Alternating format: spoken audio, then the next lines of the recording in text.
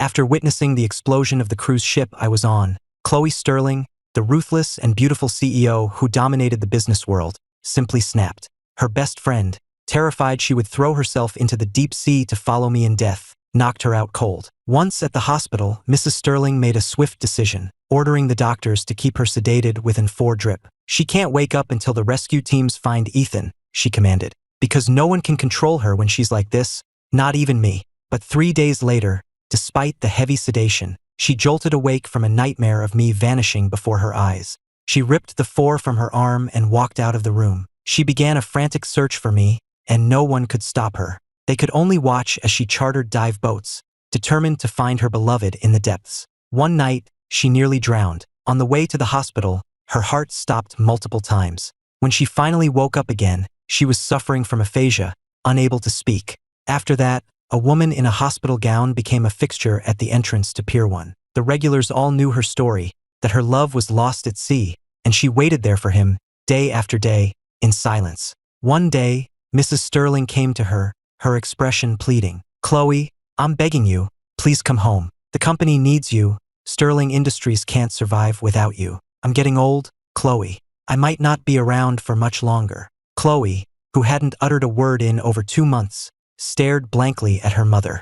After a long, painful silence, she finally spoke, her voice a raw whisper. "Mom, my Ethan, he's gone." Mrs. Sterling froze. In the fading light of sunset, she saw a single tear trace a path down her daughter's cheek. Her Chloe had always been so defiant, so strong, seemingly unbreakable. Now, she was as fragile as paper, as if the slightest breeze could shatter her. In early November, the first snow of the year began to fall. Chloe watched the flakes drift down, murmuring unconsciously to herself, "It's snowing hard enough. We should be able to build a snowman." Her assistant, Sarah, didn't understand what she meant. Everyone had assumed Chloe was finally moving on from the grief of my death, that she was returning to her old self, working, holding meetings, and seeing clients. But at 3:30 in the morning, she drove out to our estate, Gardenside. When Sarah finally found her, Chloe was in the backyard, building a snowman in the fresh powder. And then, she simply fell asleep in the snow beside it. When Maria, the housekeeper, hurried out, the scene sparked a memory. "It was about this time last year," she recalled. "Mr. Ethan had Miss Chloe come out with him, and they built the most beautiful snowman right in this yard." Hearing this, Sarah was struck with a chilling realization. Chloe hadn't moved on at all. Her recent recovery was a complete illusion. This snowman, shaped like a rabbit, was identical to the one she and I had built a year ago. Beside the snowman sat a small bucket and 2 tiny shovels, placed in the exact same positions as in the photo I had posted on Facebook a year ago. Eventually, Chloe returned to the corporate world, once again the formidable heiress of the Sterling family, a force to be reckoned with in New York City. But something had changed. She would end a meeting a minute early rather than stay a second late. Even though no one was waiting for her, she went home at the same time every day without fail. One night, Maria brought a late snack up to the 2nd floor for her. As she approached the bedroom door, she could hear Chloe's voice inside, speaking in a soft, gentle tone. "Last week was Jessica's baby shower, but a crisis came up at the office, so I couldn't make it. I had a gift sent over, though, 2 pairs of little silver bracelets for the baby. Christmas is coming up, so things are getting hectic at the office. I might have to work late starting tomorrow, so I won't be home at the usual time. But no matter what, I'll still be home before 7 p.m., just like you always wanted." When I got home today, I stopped by the greenhouse. The winter roses the gardener planted are doing beautifully. They're about to bloom. "I'll cut a few stems for you tomorrow and make an arrangement." Maria couldn't make out the exact words, but she could hear the unmistakable tenderness in Chloe's voice. Was she on the phone? She stepped forward and knocked gently. "Miss Chloe, I brought you a snack." The room was lit by 2 dim lamps, and Chloe was sitting in the large beanbag chair on the south side of the room. I had bought that chair. I used to sit there for hours, cross-legged with my laptop, writing. Now, Chloe sat there, her expression soft and gentle as she turned to Maria. "Just put it on the table. I'll have it in a little while." Maria didn't linger. "Of course, Mississippi." She set the plate down and, as she turned to leave, she glanced back at Chloe, bathed in the soft light. "It's getting late, Mississippi. You should get some rest." "You too, Maria. Good night." After leaving the room, Maria stood in the hallway for a long time, a strange feeling settling in her gut. Everyone else in the house believed Miss Chloe was finally back on track, that she had overcome the trauma of Mr. Ethan's death. But Maria felt she was trapped in a maze she couldn't escape. To her, the more normal Chloe appeared, the more wrong it all felt. The next morning, the Robertsons, partners on a major international project, stopped by the office while on vacation in New York. When the door opened and Sarah greeted them, Mr. Robertson looked visibly disappointed. He had been hoping to see the man he so admired. "Isn't Ethan in today?" Sarah's smile tightened for a fraction of a second before she graciously ushered them in, pouring 2 cups of hot tea. "I'm so sorry," she said politely. "Miss Sterling's meeting is just about to wrap up. If you wouldn't mind waiting just a few minutes." My death hadn't been publicly announced. Only close family and friends of the Sterlings knew the truth. Sarah hesitated for a moment, then decided to explain. "Ethan passed away almost 6 months ago." Hearing this, Mr. Robertson froze, his mouth falling open in disbelief. "He was in an accident in the Bahamas last September. He didn't make it." A heavy silence filled the room as the couple exchanged a look, unsure of what to say. Thankfully, Chloe arrived a few minutes later. The meeting was tense, with conversations stalling after only a few exchanges, punctuated by long, awkward silences. The Robertsons didn't stay long, leaving after about 15 minutes of strained small talk. After seeing them out, Sarah felt a knot of anxiety in her stomach as she approached Chloe. To land that contract, Chloe and I had attended a gala together. Mr. Robertson had taken a real liking to me, often inviting us both for drinks afterward. Sarah worried, would seeing the Robertsons today trigger painful memories for Chloe? Sarah approached cautiously. "Miss Sterling, the strategy department sent over a few new proposals. Would you like to review them in your office?" Chloe didn't say a word, merely nodding before getting up and heading out. Watching her expressionless face, Sarah thought that perhaps she had been worried for nothing. Maybe Chloe wasn't as fragile as she feared. At 6:30 that evening, as Chloe walked out of the building, Sarah was there to gently drape a warm coat over her shoulders. "Miss, your mother called. She said since Friday is Christmas Eve, she'd like you to wrap things up here and come stay at the family home for a few days." The driver pulled the car around. "Are you sure you don't need me to drive you to Gardenside, miss?" "It's fine, Sarah. Go home and take a few extra days off for the holiday this year." Chloe got into the car, and it quickly disappeared from Sarah's view. At 7 o'clock sharp, Sarah called the landline at the Gardenside estate. Maria answered and said Chloe hadn't arrived yet, guessing she was probably stuck in traffic from the heavy snow. At 8, Sarah called again. Still no sign of Chloe. Unable to sit still, Sarah grabbed her keys, left her apartment, and started driving around the city to find her. She called Olivia and my sister, Emily, for help. For the next 2 hours, they checked traffic cameras and scoured intersections, covering half of New York City before they finally found her at the Southside Night Market. They were all breathless and exhausted, but there was Chloe, calmly standing at a carnival stall, shooting at balloons with a toy rifle. A small crowd had gathered, drawn by the sight of the beautiful, impeccably dressed woman playing a simple game. Olivia stood with her hands on her hips, exasperated. "I drove through dozens of intersections, and she's here shooting balloons." Emily sighed, her eyes sore from staring at security footage for 2 hours. But through the crowd, she could clearly see the pile of blue cartoon cat plushies next to Chloe. A memory surfaced. "She and Ethan came to this market before," she said. "They played this exact game and won a ton of those Doraemon toys. Michael and I were with them." Hearing that, Olivia looked back at Chloe. What is she doing? It had been nearly 6 months since my accident in the Bahamas. In that time, Chloe's life had seemed to return to normal. She worked, and in her free time, she'd even meet up with her friends. There was no outward sign of anything wrong. Olivia had truly believed her heart was beginning to heal. Sarah then added, "She disappeared once before, 2 months ago, on the night of the first snow. We found her at Gardenside in the middle of the night, building the same snowman she once built with Ethan." Her words cut through the noise of the market, and for a few seconds, everything went silent. Emily's expression grew pensive. "Is she recreating her memories with Ethan? It looks like on the surface she's fine, but inside, she must be completely shattered. I need to call a psychiatrist, right now." The others waited by the road for half an hour before leaving, with only Sarah staying behind. As she walked toward the stall, she could hear snippets of conversation from the people around her. "Wow, she's a great shot. She's won so many of those toys.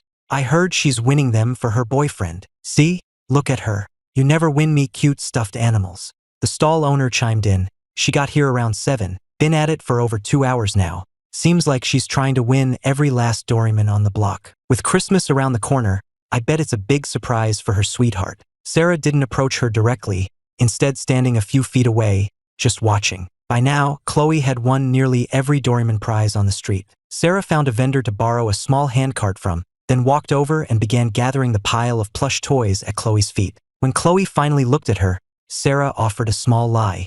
"The driver had an emergency, so he asked me to come get you." Chloe nodded, picked up a few of the larger toys and started walking. The Bentley was stuffed to the brim with the plushies. When they got back to the estate, it took several staff members to carry them all inside and up to the master bedroom. After the staff left, Sarah remained at the bedroom door, watching silently. Chloe took the Doryman toys and began carefully arranging them, one by one, on the large rug on the south side of the room, forming a circle of large and small figures. Once they were placed, she checked them over and over, making minute adjustments. Then, she went downstairs and returned with a bouquet of freshly cut red roses, which she placed in a vase on the nightstand. Sarah watched this silent ritual for nearly half an hour before finally speaking. "Miss Sterling, Mr. Wallace rescheduled your meeting for tomorrow morning." "He changed the time?" "Yes. He said something came up in the afternoon. Tell him we either meet at the original time or we don't meet at all." "Yes, Mississippi. I'll let him know."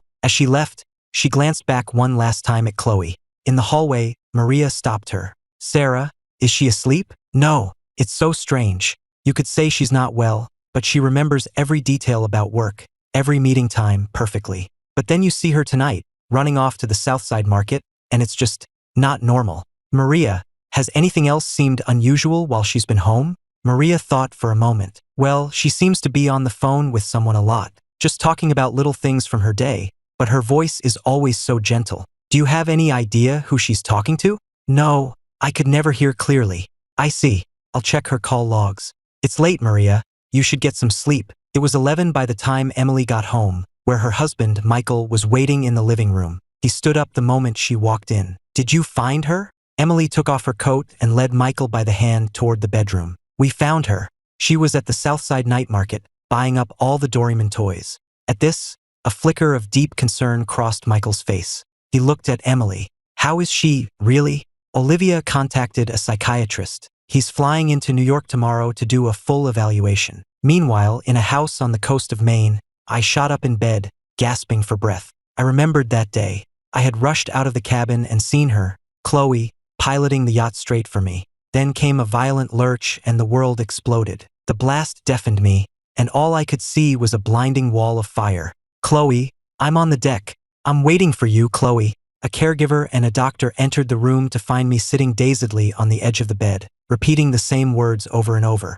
Mrs. Davis, a woman in her late 50s, entered and hurried to my bedside when she saw I was stirring. Listening to my whispers, she turned to the doctor. "I pulled him from the water 6 months ago, and he's been saying that ever since. The medic on the boat said he shouldn't have made it, that he was holding on by sheer will. They rushed him to a hospital as soon as they made port, and it took them over 10 hours to stabilize him. Is he really awake this time? Or will he slip back into the coma?" The doctor checked the heart monitor, then leaned close, listening to my mumbling. He watched my lips for a moment. "It sounds like a name. Is it Chloe?" He tried to mimic the sound, whispering in my ear, "Chloe is here for you." Just then, the monitor beside the bed flatlined. My heart had stopped.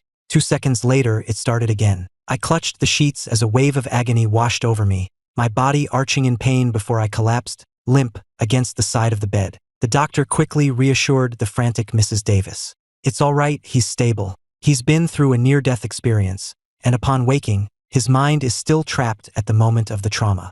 Give him some time to orient himself, and he should return to normal. But he looks like he's in so much pain. Are you sure he's not in danger?" "He'll be fine. The man survived nearly 10 hours adrift at sea. He can handle this. His will to live is extraordinary. The person he keeps repeating the name of, she's the reason he's alive. He's not in any mortal danger." Back in New York, Sarah spent the night going through all of Chloe's call records but found no private calls, incoming or outgoing. Yet Maria was certain Chloe had been talking to someone. Left with no other choice, Sarah arranged to have a pinhole camera and a wireless microphone secretly installed in the master bedroom at Gardenside. While Chloe was staying at the family home for Christmas, Sarah contacted the psychiatrist. That afternoon, Olivia arrived at the Gardenside estate with Dr. Evans, just as Sarah was pulling up the feed from the hidden camera. Chloe's image appeared on the screen. "I promised Mom I'd stay at the family house for Christmas Eve and Christmas Day. but I'll be back before midnight on the 26th to spend the rest of the holidays with you. Your parents were here today. They tried again to convince me to move on, to find someone else from a good family and get married. I wanted to tell them you're still here with me, but I knew they wouldn't believe it. Mother has Sarah watching my every move. They all think there's something wrong with me, but I go to work, I do my job, and then I come home to you. I feel perfectly normal. Ethan, please don't wander off again like you did the other day. I almost couldn't find you. In the video, Chloe was sitting in the beanbag chair, my old spot. She spoke softly, her gaze fixed lovingly on the circle of Doraemon toys on the rug, as if she were talking directly to me. After she finished, she stood up, walked to the bed, closed her eyes, and fell into a peaceful sleep. The short video clip left everyone in the living room in stunned silence, almost afraid to breathe. Olivia was the first to speak, her voice laced with fear. Has she completely lost touch with reality? Maria covered her mouth, her eyes filling with tears of pure sorrow. So all those times she'd heard Miss Chloe talking in her room, it wasn't a phone call. She had been talking to herself. Dr. Evans reviewed his notes several times before beginning his analysis. If I'm correct, Miss Sterling is conflating her dreams with reality. Take the snowman incident a few months ago. I suspect seeing the snow during the day triggered a dream that night, a memory of building it with Ethan. From that point on, she began seeing him so frequently in her dreams that she started to believe he was still alive, which prompted her to move back here to continue her life with him. This would also explain her saying, "Ethan, please don't wander off. I almost couldn't find you." She likely didn't dream of him for a couple of nights, and in her mind, that meant he had disappeared. Listening to the doctor's explanation, Sarah stared at the image of the sleeping Chloe on the screen, a profound sadness washing over her. It all made sense now. Why Chloe left work on the dot every single day. Why she rushed home, even though there was no one there waiting for her. Maria choked back a sob. What do we do? Is there any way to help her? She can't just live in a dream forever. They had all thought she was getting better, but the truth was, she had never begun to heal from my death. From the moment she woke up in that hospital in the Bahamas, she had been lost. Now, her condition had worsened to the point that she could no longer distinguish between reality and her dreams at all. The only true cure is for her to accept the reality of Ethan's death. But that's the challenge. She won't believe any of us. Our only option is to approach this through her dreams.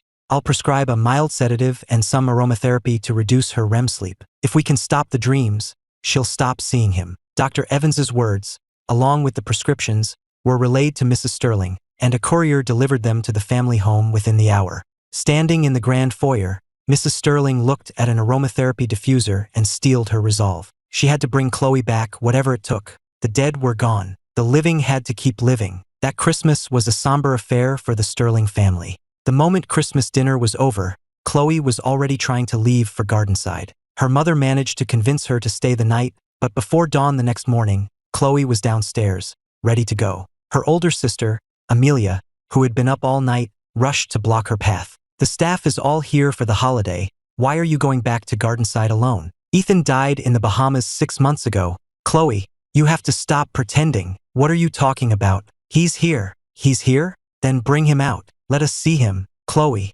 when are you going to accept that he is dead? Amelia had hoped her words would shock Chloe back to her senses, but instead, Chloe shoved her so hard she fell to the floor, her eyes bloodshot as she glared down at her sister with pure hatred. By the time Mrs. Sterling arrived, drawn by the noise, all she saw was Chloe's retreating back. A blizzard was raging outside, but Chloe walked straight into it without a moment's hesitation, heading for Gardenside. The first day back at Gardenside, Chloe flew into a violent rage, smashing anything she could get her hands on. On the third day, she swallowed a handful of sleeping pills.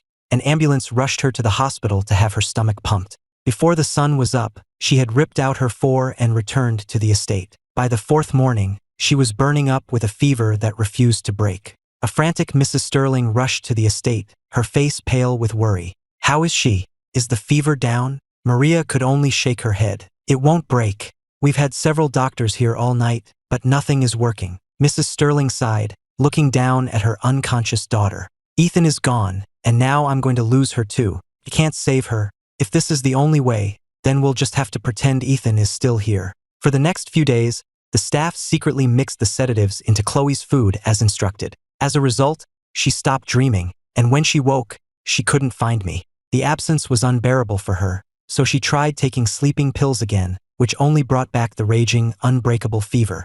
Mrs. Sterling was terrified Chloe would lose her will to live, or worse, simply never wake up. All they could do was take it day by day, trying to buy her more time. Just before dawn, Chloe's fever finally broke, though she remained deep in sleep. Every aromatherapy diffuser in the house was turned off. Sarah approached Mrs. Sterling. "Ma'am, I found the voice actor you requested. When Miss Chloe wakes up, he'll be ready to call and imitate Mr. Ethan's voice." Since they couldn't pull Chloe from her fantasy, her mother decided to let her live in it. It was the only way she could think of to keep her daughter from slipping away completely. Mrs. Sterling gave a small nod. Her husband had died 4 years ago, and her son-in-law 6 months ago. She couldn't bear to lose her daughter too. The once impeccably poised woman had aged years in the last 6 months, her hair now completely white. "Tell the entire family, and all the staff, that from now on, we act as if Ethan is still alive. If she wants to live in a dream, then we will all play our parts to make that dream as real as possible." At that very moment, in a small coastal town in Maine, Mrs. Davis heard from her caregiver that I was awake. She dropped what she was doing and rushed upstairs. When she entered my room, she found me weakly dragging myself around, searching for something. "What are you looking for?"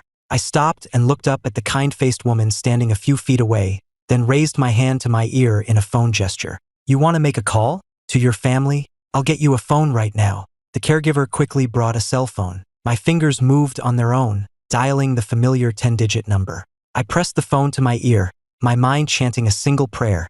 Asterisk answer. "Chloe. Please answer the phone." Asterisk back in New York. Chloe was just waking up. Sarah went upstairs to check on her and saw a phone vibrating on the coffee table. Its screen lit up. "He's half an hour early," she thought, surprised. She picked up the phone and brought it to the bed. "Miss Chloe," she said, her voice steady. "It's Ethan. He's calling you." Chloe's eyes flew open. She snatched the phone and pressed it to her ear. "Ethan, I'm here," I managed to say. I hadn't spoken in 6 months, and my voice was a raw, hoarse whisper. Took a few tries to get the words out. "Chloe, I'm here too." The call ended 3 minutes later. Chloe threw back the covers and headed for her walk-in closet. Sarah rushed after her. "Miss, are you going somewhere?" "Yes, Ethan's coming home. I'm going to the airport to get him." Sarah watched her go, a deep frown creasing her forehead. She looked down at the phone. She hadn't mentioned anything about an airport to the voice actor. The script was just to tell Chloe to rest. Had he gone off script after getting paid? Just then, Sarah's own phone rang. She answered it. "Miss Sarah, just calling to go over the lines one more time." "What? But you just called, didn't you?" "No, ma'am. We're scheduled for 9 o'clock. That's still 15 minutes from now." Sarah froze. If the actor hadn't called, then who was on the phone with Chloe? Gripping the cell, she ran downstairs and redialed the number. Someone picked up after a few rings. "Excuse me, I'm looking for an Ethan. Was he the one who just made a call from this number?" There was a pause. "He is? Oh my God. Can you please tell me exactly where you are?" It turned out my rescuer was a kind woman who had retired to a quiet life in Maine. Sarah got her contact information and confirmed it. I was alive. The news that a man presumed dead for 6 months had survived was a shock to everyone. But after the initial astonishment, their first thought was of Chloe. If Ethan was alive, maybe Chloe could finally be okay. On the private jet back, watching the familiar skyline of New York City grow closer, a sense of peace finally settled over me. As soon as we landed, I hurried into the terminal. Mrs. Davis had told me everything. I'd been unconscious for 6 months. 6 months where everyone thought I was dead. I knew the people who loved me must have gone through hell. All I wanted was to see Chloe. Knowing her as I did, I was terrified of what she might have done to herself in her grief. When I walked through the arrivals gate, a crowd was waiting for me. Mrs. Sterling, leaning on a cane, my parents, Michael, so many familiar faces. But the one person I was desperate to see, Chloe, wasn't there. My mother threw her arms around me, sobbing. "Ethan, oh Ethan, we thought you were gone forever. We were so worried." I comforted my parents as best I could, then scanned the crowd again. "Isn't Chloe here?" My question seemed to make everyone realize she was missing. My father looked confused. "That's strange. She left Gardenside at 8:30 this morning. She said she was coming to meet you. It's almost noon. Where could she be?" Mrs. Sterling wiped a tear from her eye. "Let's all go home. We can figure this out there." Just then, snowflakes began to drift down from the sky, and my mother hurried to put a heavy coat on me. But before she could even zip it up, I took off. I pushed my way through the bustling crowd, running out into the snow, towards a lone figure holding an umbrella. I didn't stop until I crashed right into her arms. I wrapped my arms tightly around her waist. Where have you been? I was starting to think you weren't excited to see me. Chloe didn't say a word. One hand held the umbrella steady while the other wrapped around me, holding me so tightly it felt like she was trying to merge us into one person. She looked down at me, her gaze intense, oblivious to the people rushing past us. Then, she slowly rose onto her toes. The air was freezing, but her kiss was pure fire. Just as she started to pull away, I grabbed her hand, leaned down, and kissed her again. Chloe, I missed you so much. Ethan, she whispered, let's go home. Chloe pulled me closer, her hand gripping mine as if she was afraid I might disappear again. Watching us walk away, Emily started to cry. He's back, she said through her tears. She won't have to build snowmen alone at night anymore, or go to the market to win those toys. Michael gently wiped her tears away. They're going to be okay now. They're going to be very happy. That night, every light in the Gardenside estate was on to welcome us home. The moment we were inside, I collapsed onto the beanbag chair, and Chloe curled up right beside me, never letting me go. I held up my right hand and noticed in the light that my wedding ring was gone. We should go to a jeweler tomorrow and get new rings. The stores should be open again after Christmas, right? Chloe took my outstretched hand in hers, giving it a gentle squeeze. They're open. Lying there with my head in her lap, I was overwhelmed with gratitude. I had survived, and I was with her again. Chloe looked down at me, her expression full of love. Ethan, please don't ever disappear like that again. I've been looking for you everywhere, but I couldn't find you. I searched every street, every corner of New York, every place I thought you might be, but you were just gone. Seeing the pain in her eyes broke my heart. I sat up and wrapped my arms around her neck. I'm not going anywhere. From now on, I'm staying right here with you. On the drive home from the airport, Sarah had texted me, filling me in on everything that had happened to Chloe over the past 6 months. She had fought so hard, struggled so much,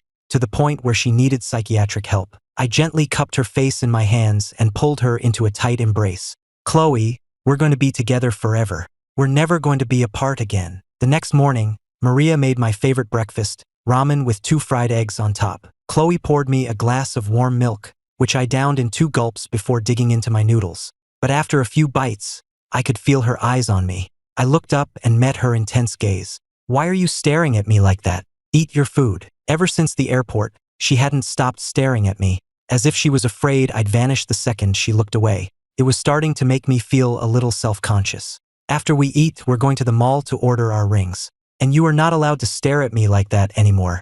Got it? Chloe nodded obediently, but she couldn't help herself. As she ate, she would glance up at me every few seconds, as if checking to make sure I was still real. Before we left, Chloe carefully placed a warm beanie on my head, then took my hand, pulling me close under her umbrella as we walked out. At the jewelry store, a sales associate greeted us warmly. I explained what we needed, and she measured our fingers, telling us the rings would be ready for pickup in 3 days. I turned to Chloe. I'm just going to use the restroom. I'll be right back. Wait here. Chloe was silent for a few seconds, her eyes locked on mine, her grip on my hand tightening unconsciously. Just then, the associate returned with the receipt, breaking the spell. Chloe's expression softened. Okay, Ethan, hurry back. I will. Even as I walked away, I could feel her eyes on my back. The associate approached Chloe and had to call her name several times before she responded. Only after I had completely disappeared from view did she finally turn her head and murmur a soft, yes. In her world, for the last 6 months, I was always disappearing. Sometimes she could find me, but other times I was simply gone. Like just a few days ago, when she had searched for me frantically, finding nothing. She had been on the verge of a complete breakdown when I called, telling her I was coming home and to meet me at the airport. She had rushed there and waited for 6 long hours. As I walked back down the hall from the restroom, Chloe was sitting on the sofa inside the store, her eyes fixed on the empty space where I had been. I was gone again. Seeing the empty space, her hands clenched into fists at her sides. Where would I turn up next? The night market? The bakery downtown? That little alleyway we loved? Or would I be gone for days this time, just like before? The moment I stepped back into the store, our eyes met. Her face instantly lit up with pure, unadulterated relief. I walked over, leaned down to look at her closely, and then smiled, gently pinching her cheek. What's with that look? I thought you weren't coming back, she whispered. I just went to the bathroom. Why wouldn't I come back? I would never leave you here alone. Chloe was quiet for a long moment before she looked up at me. Her eyes went to my hand, and she slowly, tentatively, tightened her grip, as if physically holding on to me was the only way to feel secure. It snowed for the next few days, and work was slow for Chloe, so she never left my side. No matter where I went, she kept me in her line of sight. I woke up several times in the middle of the night to find her wide awake, just watching me sleep. I secretly called Dr. Evans, who suggested that because I had, in her mind, returned from the dead, she was terrified of losing me again, hence the hypervigilance. One morning, I woke up to find Chloe still sound asleep. I kissed her cheek a few times and carefully slipped out of her embrace. Michael and Emily were back in town with the twins, and I was dying to see my little nephews. Hearing me on the stairs, Maria paused her cleaning. "Mr. Ethan, are you heading out?" "Yeah, I'm going over to Michael and Emily's. I'll be back after dinner." Chloe's still sleeping, so when Sarah gets here to take her to the office, just ask her to wait downstairs for a bit. Let Chloe get some more rest. With that, I grabbed my keys and headed out. At 8:30, Chloe groggily opened her eyes, instinctively reaching for me. The space beside her was empty. Her eyes shot open, and she sat up, scanning the room. Just then, a soft knock came at the door, and Maria entered. "Miss Chloe, Sarah is here. You have to go into the office today. Why don't you get ready and come down for some breakfast?" But Chloe didn't seem to hear her. She didn't respond, her gaze fixed on the empty side of the bed. Just like any other day, Chloe got up, dressed, had a quick breakfast, and left for the office. At 9:30, Sarah knocked and entered the CEO's office with a stack of files, ready for their morning briefing, but the office was empty. Chloe was gone. She searched the entire executive floor, but there was no sign of her. They had a meeting with international partners in less than an hour. Where could she be? At first, Sarah assumed something had come up, but after an hour of unanswered calls, a sense of dread washed over her. She immediately went to security to pull up the surveillance footage from every exit. Meanwhile, I was at my sister's place, happily bouncing one of the twins on my knee, when my phone rang. It was Sarah, and she was frantic. "Ethan, she's gone. I saw her walk into the building myself, but now she's nowhere to be found." I raced to the nearest NYPD precinct. Officers were already pulling up traffic camera footage from all over the city. Sarah rushed over the moment I walked in. "We still can't find her. All we know is she left the building through the west entrance at 10:30. We have no idea where she went." "Ethan, you've been with her constantly. Did she mention wanting to go anywhere?" I racked my brain, but we had just been staying at Gardenside. She hadn't mentioned wanting to go anywhere. Her behavior had seemed normal except for the constant staring. Just then, an officer called out to Sarah. "We've got her. She was spotted half an hour ago at a bakery downtown." I ran over to the monitor. The timestamp read 11:12 a.m. There was Chloe walking into the bakery. The place was crowded, but she sat all by herself in a secluded corner. Seeing her there, so alone, a sharp pain shot through my chest. I turned and ran out of the precinct, back into the snow. 10 minutes later, I burst through the doors of the bakery and headed straight for the corner table from the video, but the chair by the window was empty. I flagged down a passing waitress.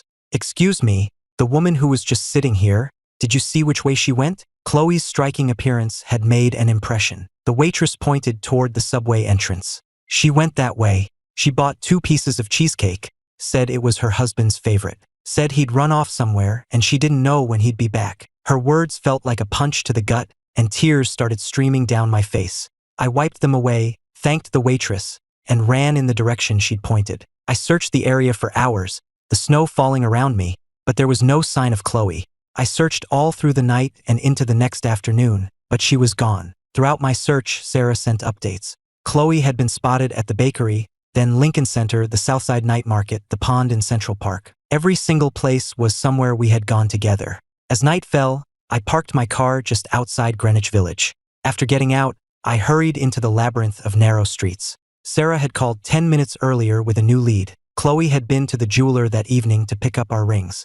I'd been searching for almost 40 hours, driving aimlessly. I came here on a hunch. Of all our special places, this was the one she hadn't visited yet. I prayed she would be here. The streets were packed with people. I pushed my way through, scanning every face, and then I saw her, sitting on the steps next to a little dessert shop, lost in the crowd. She was just sitting there quietly on the stone steps, watching the people pass by. Every time someone stopped at the shop, she would look up hopefully, and then, seeing it wasn't me, her gaze would fall again. The last person to leave was the 98th customer she had watched tonight. A few seconds later, a familiar pair of shoes entered her field of vision. The shoes she had bought for me. She stared at the shoes for a long moment before slowly lifting her head. Her eyes traveled up, and finally, she saw the face she had been searching for. A smile broke out on her face, but it quickly dissolved into tears. My heart clenched in my chest, and my own eyes burned with tears. I couldn't stop myself from scolding her. "Why did you run off like that? Do you have any idea how worried I was?" The words came out harsher than I intended, a mix of pain and panic. But Chloe didn't get angry. She just looked at my hand, then slowly reached out and gently took my fingers in hers. She looked down, a small, sad smile on her face, and then she wrapped her arms around me. "Ethan," she whispered into my chest, "don't ever leave me again." In that moment, the noisy, crowded alley seemed to fall completely silent. I looked down at the woman in my arms, holding me with all her might, tear tracks still wet on her cheeks. I gently stroked her cold face, all my anger gone. "I told you Michael and Emily were back in town with the babies," I said softly. "I wanted to go see them. You haven't been sleeping well, so I didn't want to wake you this morning. I was always going to come back tonight. I would never, ever leave you." I helped her to her feet. She'd been wandering for nearly 2 days, and her clothes were dusty. I had no idea how long she'd been sitting on those cold steps, but she was frozen through. I brushed her off as best I could, took her hand, and called Sarah. "I found her. We're in the village. I'm taking her to the hospital." I hung up and turned back to find Chloe staring at me. If I had just paid more attention, if I had seen the panic in her eyes this morning, she wouldn't have run out into the cold. I reached out and smoothed her messy hair back from her forehead. "You didn't even wear a coat. It's freezing out here. You have to dress warmer next time, okay?" She didn't say anything, just kept her eyes fixed on me. I sighed and squeezed her hand a little tighter. That evening, in her hospital room, I led Chloe to the bathroom. Before closing the door, I reassured her over and over. "I'll be right out here. I'm not going anywhere. Go on, take a nice hot shower and warm up." A moment later, I heard the shower start, but not 2 minutes passed before the water shut off and I heard her tentative voice. "Ethan, I'm here," I called back. It went on like that, her calling out my name every few minutes, just to make sure I was still there. Half an hour later, Chloe sat on the edge of the bed in a fresh hospital gown. I stood in front of her, gently drying her hair with a towel, carefully wiping around her ears and neck. When I glanced down, my eyes met hers. She was staring at me with that same unwavering intensity. A soft knock came at the door. It was Sarah. "Ethan, the doctors are all here." I straightened up, walked over to Chloe under her watchful gaze, said a few quick words, and then stepped out of the room. A team of specialists was waiting in the adjoining sitting area. Dr. Evans spoke first. "When I began my evaluation, before you returned, Miss Sterling was operating under the delusion that you were still with her." Michael looked confused. "But he is back now, isn't he?" "Yes, he is. But in her mind, she is still living in that dream. She cannot differentiate between the reality of your return and the fantasy she constructed. All she knows is that Ethan disappears, so she goes to find him. If we don't break this cycle, she will be trapped in it forever, endlessly repeating the pattern." "So how do we help her?" I asked. "The most direct path is to make her internalize the fact that you are alive, that you did not die in the explosion. Once she truly accepts that, she should be able to separate reality from the dream. We can provide support, but ultimately, Mr. Ethan, you are the key to her recovery." After a long discussion with the doctors, I returned to the bedroom. The moment I opened the door, Chloe's eyes snapped towards me. The look on her face was completely different now, pure, unadulterated joy. She was still sitting where I had left her, just as I'd asked, obediently watching television. I asked Maria to have some food sent over.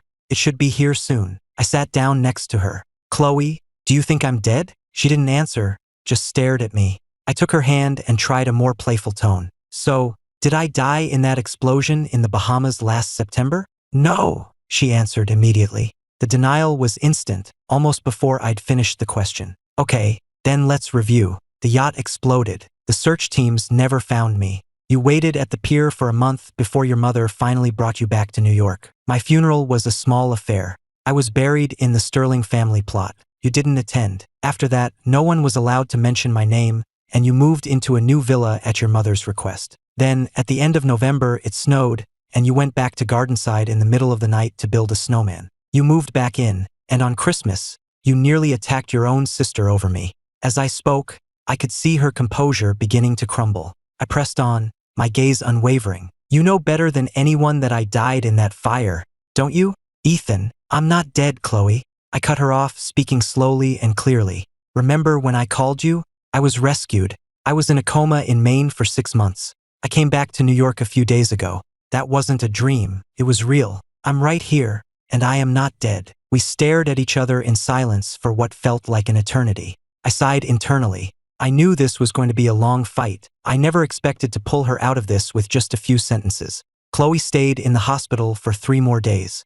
And just like before, her eyes followed me everywhere I went, never leaving me for a second. "Chloe, in any of your dreams before, did I ever stay with you for 3 whole days without disappearing? This isn't a dream. I'm real." She just kept looking at me, silent. I thought for a moment, then turned to Sarah. "Go ahead and process her discharge papers." "Yes, Mr. Ethan." After Sarah left, I gathered our things, took Chloe's hand, and led her out of the room. I looked down at her and gave her a small smile. "Let's go home. We'll figure this out together." The snow had finally stopped, and sanitation crews were clearing the streets. The drive from the hospital to Gardenside took about half an hour. Maria was waiting for us at the gate and rushed over as we got out of the car. "Sir, madam, lunch is ready. You can eat as soon as you come inside." I nodded, then paused, glancing at Chloe beside me. "Maria, Chloe won't be eating. Just set a place for me. She can just watch." "Sir, but she's in a dream," I said plainly. "You don't get hungry in a dream." Watching us walk away, Maria scratched her head in confusion. Was she just getting old? She couldn't make any sense of what I was saying. Dutifully, Maria brought out a single bowl of rice from the kitchen. She entered the dining room, looked from Chloe to me, and placed the bowl in front of me. "Sir, are you sure the madam doesn't want anything to eat?" I picked up my chopsticks, then paused and looked across the table at Chloe. "You don't get hungry in dreams, right, Chloe?" Without another word, I started to eat. I made a point of picking up all of Chloe's favorite dishes, making a show of savoring each bite. "Maria, this is amazing," I said with theatrical flair. "The garlic shrimp is perfect, and this poached fish is incredible. And these spring rolls are so crispy." Maria watched me, a nerve twitching in her eye, then glanced over at Chloe, who was sitting perfectly still in her chair. She suddenly felt a pang of pity for her. I finished my entire meal, wiped my mouth with a napkin, and then cupped my cheeks in satisfaction, beaming at Chloe. "That was so good, Chloe." Chloe stared at my smiling face for a long time, her own expression unreadable. She finally looked away and reached for her glass of water. But before her fingers could touch it, I stood up and moved it out of her reach. "You don't get thirsty in dreams, Chloe. You're still dreaming, so you can't drink this." Maria just stared, utterly baffled. I spent the rest of the afternoon by her side, strictly controlling her food and drink. That evening, she went into the study to do some work. Around 9, figuring she was probably done, I knocked and went in. She looked up as I entered. "I picked out a new outfit," I said, walking towards her. "Tell me if you think it suits me." As she watched, I untied my bathrobe and let it fall to the floor at her feet. I saw her expression shift, her breath catch in her throat. I walked over, smoothly scooped her out of her chair, and settled her in my lap. Then I leaned in close, brushing a stray strand of hair from her face. "So, what do you think of the outfit?" I might have been bedridden for months, but I still had a decent physique. "Do you like it?" Her hands instinctively gripped my arms, her gaze darkening with desire. She leaned in to kiss me, but I placed a hand on her shoulder, holding her back. She couldn't take it anymore. "Ethan, stop teasing me," she breathed. "I want you." Before she could finish, I gently pinched her cheek. "Chloe, this is a dream, and I'm dead. Dead people can't do that." I leaned down and gave her a quick, chaste kiss on the lips before standing up. Seeing the look of frustration on her face, I gently set her back on her feet, picked up my robe and headed for the door. "Check my feet," I said over my shoulder. "Am I floating? I hear ghosts are supposed to fly. I wonder when I'll learn how." I paused at the door and looked back at her. "So, am I floating?" She was left completely flustered, patting her cheeks to cool down. She met my gaze but said nothing. As I opened the door to leave, I saw her subconsciously glance down at my feet. They were planted firmly on the floor, not floating. Just then, the door opened again, and I poked my head back in. "You know what they say about ghosts, they drain the life force from the living. So starting tonight, you can't sleep in the same bed with me. I had Maria make up the sofa for you. That way, you can still keep an eye on me, but you'll be safe." I closed the door before she could reply. The study fell silent again, and the woman in the chair was lost in thought. Late that night, Chloe finally left the study. The large house was so quiet you could hear a pin drop. As she walked down the hall, she met Maria coming up the stairs. The housekeeper's heart went out to her. "Madam, Mr. Ethan is already asleep. Can I get you a little something to eat?" Since they had come home, Chloe hadn't been allowed to eat a thing. Not lunch, not dinner, not even a cup of tea. Maria didn't understand what was going on, but she was too afraid to ask. Chloe didn't answer. She glanced at the digital clock on the wall. It read, December 21st, 2025, 11:34 p.m. She stared at it, dazed. She couldn't remember the last time she'd even looked at a clock. Seeing the date felt like waking from a long dream. She looked away. "No, thank you. It's late. You should get some rest." 2 dim lamps were on in the living area, where the sofa had been made up with sheets, a pillow, and a blanket. She walked to the bedroom door and saw my sleeping form on the bed. I was completely still, sound asleep. She looked down at the threshold. I had told her to sleep on the sofa, and she didn't dare to cross that line. She stood there for a long time before finally, with a sigh of resignation, she turned and went back to the sofa. Only when I was sure she had settled did I open my eyes. I sat up, slipped out of bed, and tiptoed to the door, peeking around the frame. I could see her sitting on the edge of the sofa, still as a statue, lost in thought. The next morning, when I came out of the bedroom, she was still sitting in the exact same spot. As I walked past, I noticed the dark circles under her eyes. "It's okay, Chloe," I said breezily. "Even if you didn't sleep a wink, you won't feel tired. You can't get tired in a dream." I went into the bathroom to get ready. When I came out, she was still sitting there. If her eyes hadn't been tracking my every move, I would have thought she was a statue. The silence stretched until I was standing in front of the mirror, choosing a tie. "Are you going out?" she finally asked. "Yeah. Your mom asked me to stop by the family house." "Why are you wearing a suit and tie to go there?" "She said there are some guests she wants me to meet. Told me to dress up." "What guests?" I blinked innocently. "No idea." Breakfast was an elaborate spread of all of Chloe's favorite foods, but there was no place set for her. Just like the day before, she sat across from me and watched me eat. You don't get hungry in a dream, but she was starting to feel the pangs of real hunger. Chloe said nothing, sitting there impassively. When I finished eating, she got up and left the house with me. Sarah drove us away from the estate. The whole way, I was engrossed in my phone, my thumbs flying across the screen as I texted someone. Half an hour later, the Bentley pulled into the long, tree-lined driveway of the Sterling family mansion. The place was unusually busy. A dozen other luxury cars were already parked outside. As soon as they stepped into the foyer, Chloe could hear the sound of cheerful chatter and laughter coming from the grand living room. The family butler explained, "We have many guests today. Mrs. Sterling is in high spirits." I cut in at the perfect moment. "Mr. Carson, are my parents here yet?" "Yes, sir. They arrived about an hour ago." Hearing this, a sense of unease washed over Chloe. She turned to me. "My in-laws are here too?" My father had recently had successful surgery and was recovering well, but his doctor had strictly ordered him to stay indoors during the cold weather. What could possibly be so important that he would be here? While Chloe hesitated, I followed the butler toward the living room. She snapped out of it and hurried to catch up. When Chloe entered the living room, she was met with a startling sight. The room was filled to capacity with unfamiliar faces. I was already seated next to her mother, engaged in a lively conversation. From a corner of the room, a young woman stood up. "Hello, Ethan. My name is Isabella. I'm 23, currently studying literature at Yale. My parents are in real estate, so we're quite comfortable. Mrs. Sterling mentioned you were also a literature major. With our shared interests, I'm sure we'd have plenty to talk about and would get along wonderfully." She was poised and spoke with an academic air. As I smiled at her, I snuck a glance toward the doorway. Chloe's expression was darkening by the second, her face a thunderous mask. As the minutes ticked by, a dozen more young women stood up to introduce themselves.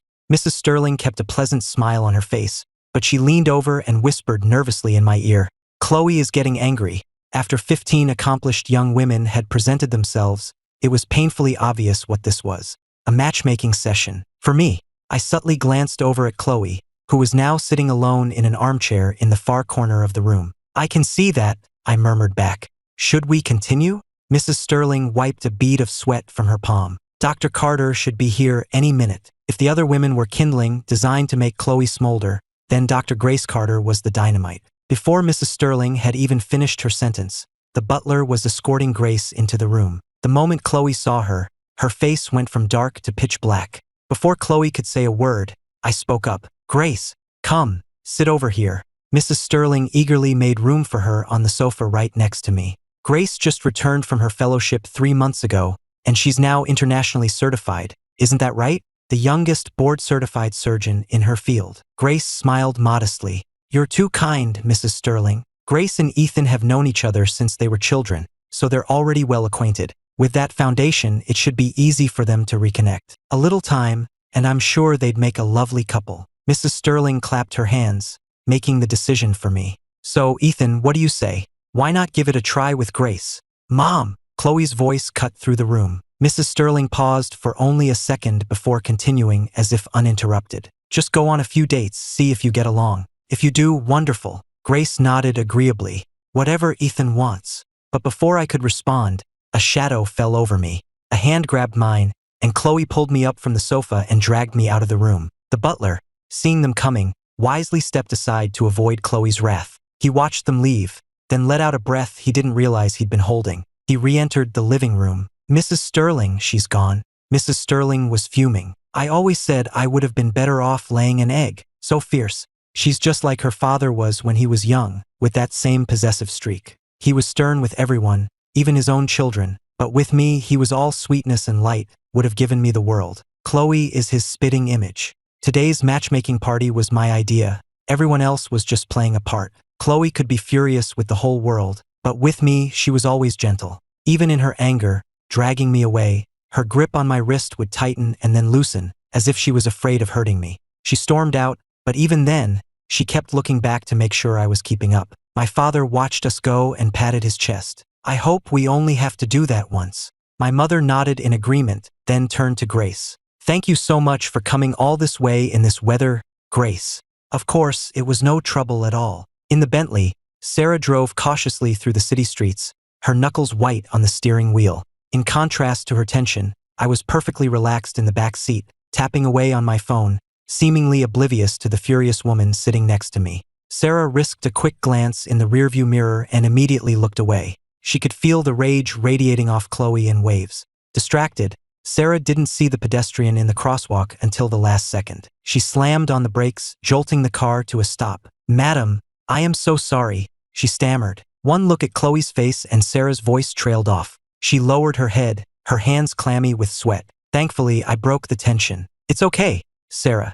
Just keep your eyes on the road. Sarah let out a breath of relief. Thank you, sir. She turned back around, her focus entirely on driving, not daring to get involved any further. In the back, I turned to Chloe, whose face was still a mask of fury. I feigned innocence, blinking at her. You know, your attitude back there was really uncalled for. You should have been more gracious to our guests. You're supposed to be setting an example, after all. I leaned in closer. Chloe, are you angry with me? I was so close she couldn't avoid my gaze. I put on my most innocent, harmless expression, as if I truly had no idea why she was upset. Her eyes softened, the anger draining away. After a moment, she asked, her voice quiet, "Were you really looking for a date?" "Yep," I said cheerfully. The single word made every muscle in her body tense, her hands clenching into fists. I sat back a little, studying her face. "You don't seem happy about it." "Ethan," she said, her voice low and dangerous, "I'm your wife." Hearing that, I had to hide a smile. Her tone was shifting. Just then, my phone buzzed with a new message. The screen was still lit up, open to iMessage. Chloe glanced down and saw the text from Isabella, asking me out to dinner. I saw her looking. I picked up the phone and, right in front of her, slowly typed out my reply, "Sounds good." I hit send and quickly moved the phone behind my back. A second later, just as I expected, her hand shot out to grab it, but she came up empty. "Chloe, it's a dream," I said, gently patting her hand and giving her a reassuring smile. "None of this is real. Me going on dates, marrying someone else, it's all just a dream. I'm dead, remember? Even if I did get together with someone else, it would only be in your dream. The real me is long gone, so it's impossible for me to cheat on you." Before she could respond, I turned to the front seat. "Sarah, make a U-turn at the next light. Take me to the Rose Club. I have a dinner date." The Rose Club was New York's most exclusive restaurant for couples. Sarah felt a chill run down her spine. She glanced in the rearview mirror and met Chloe's icy stare. She quickly looked back at the road. "Why, yes, sir." 20 minutes later, the Bentley pulled up to the curb on Park Avenue. Sarah opened my door, and I got out. I leaned back in and waved at Chloe. "You head home. I'll be back after dinner. Unless you're worried I might float away?" You can come in if you want. Isabella is very sweet. I'm sure she wouldn't mind if I brought my wife along on our date. The woman in the car didn't move. I knew she wouldn't get out. She was probably debating whether to go inside and murder Isabella or just burn the entire restaurant to the ground. Well, you be good and head home then. I'm off to dinner.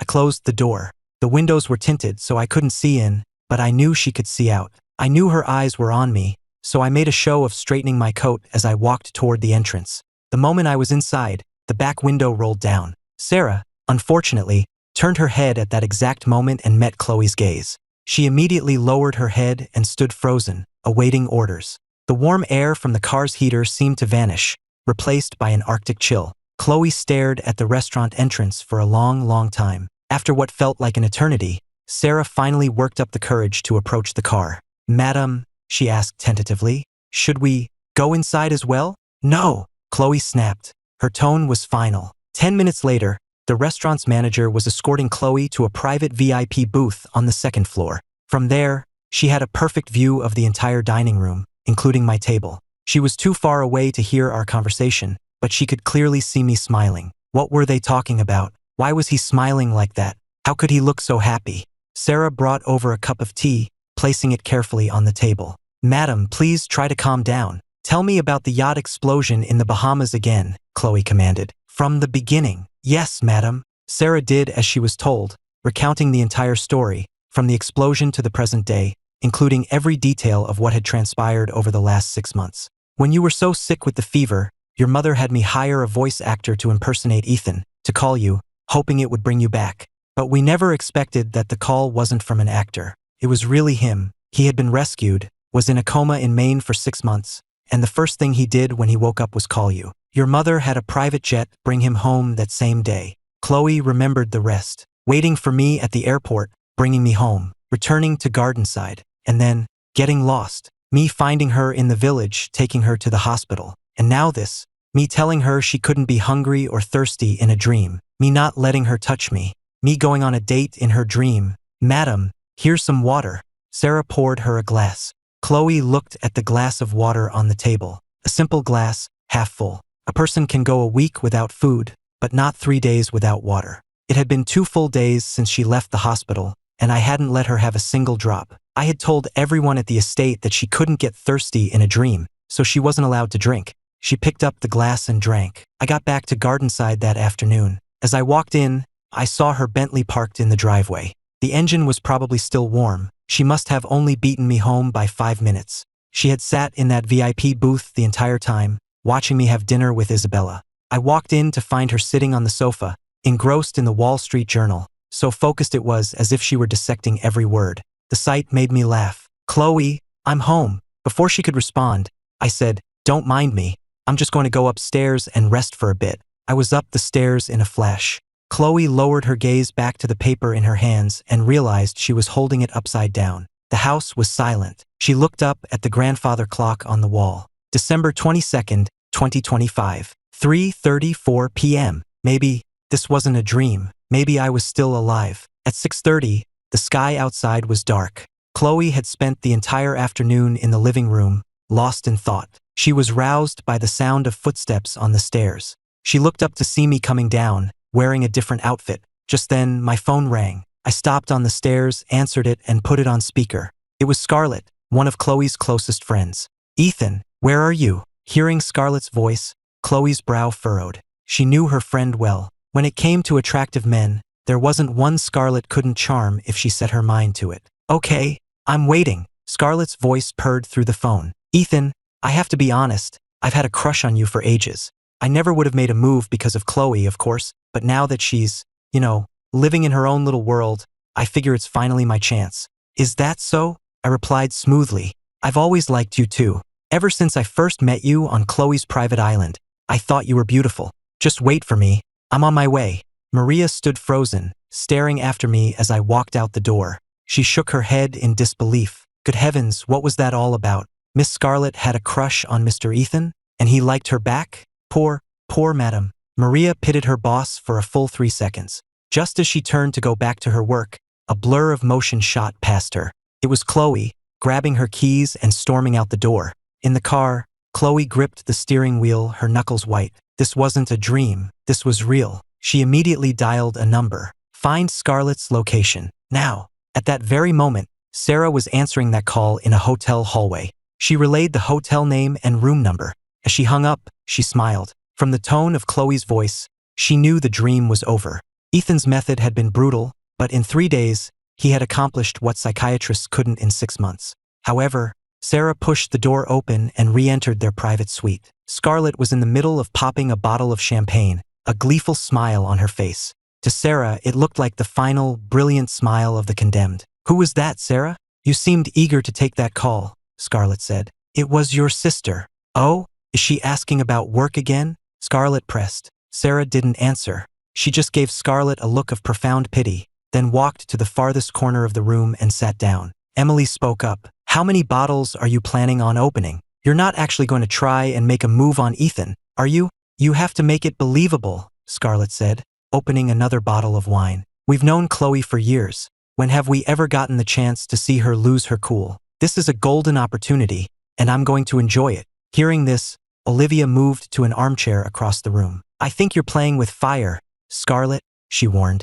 "Chloe's been docile for the last 6 months because she was lost in her grief, not because she's changed." "You're worrying too much," Scarlett scoffed. "Yesterday, her mother threw a matchmaking party for Ethan, and he went on a date with Isabella to the Rose Club. Chloe didn't do a thing. Today will be no different." She was determined to go through with it. The chance was too good to pass up. Just the thought of getting one over on the unflappable Chloe Sterling made her giddy with anticipation. A few moments later, the door to the suite burst open. Scarlett, assuming it was me, jumped up and headed for the door, calling out, "Ethan, you're so fast. We just got off the phone." But when she saw the familiar figure standing in the doorway, the words died in her throat. She stared at Chloe, at the murderous look in her eyes, and a cold dread washed over her. This wasn't how it was supposed to go. Why was Chloe here? And where was the docile, broken woman from the last 6 months? This was someone else entirely.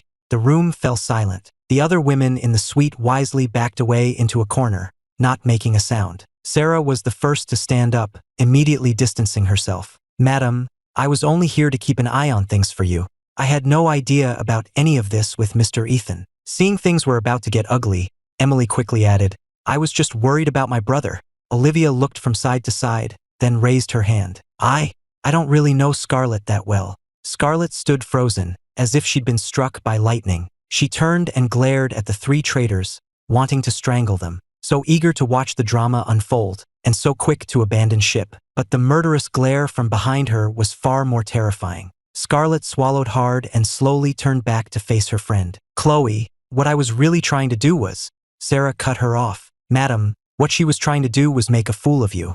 It was her idea to get a hotel room with your husband." "Yes, that's right," Emily chimed in. Olivia nodded vigorously. "I can confirm that." Scarlett's fists clenched. The pressure was immense, but she still tried to explain. "Chloe, it's not what you think. I was just trying to get you to... I'll call Ethan. I'll call him right now," she stammered, fumbling for her phone. Chloe's eyes never left her, and Scarlett's hand was trembling as she dialed my number. The second I picked up, she shrieked into the phone, "Ethan, Chloe's here. You have to get here right now. Ethan, help me. Please, save me." After the call ended, Chloe said nothing. Scarlett didn't dare move. No one dared to speak. The seconds ticked by in suffocating silence. I was just pulling into the hotel parking garage when Scarlett's call came through. I hadn't been driving slowly, but Chloe had still beaten me there. Just how fast had she been going? Hearing the panic in Scarlett's voice, I knew it had worked. Chloe was back. A smile spread across my face.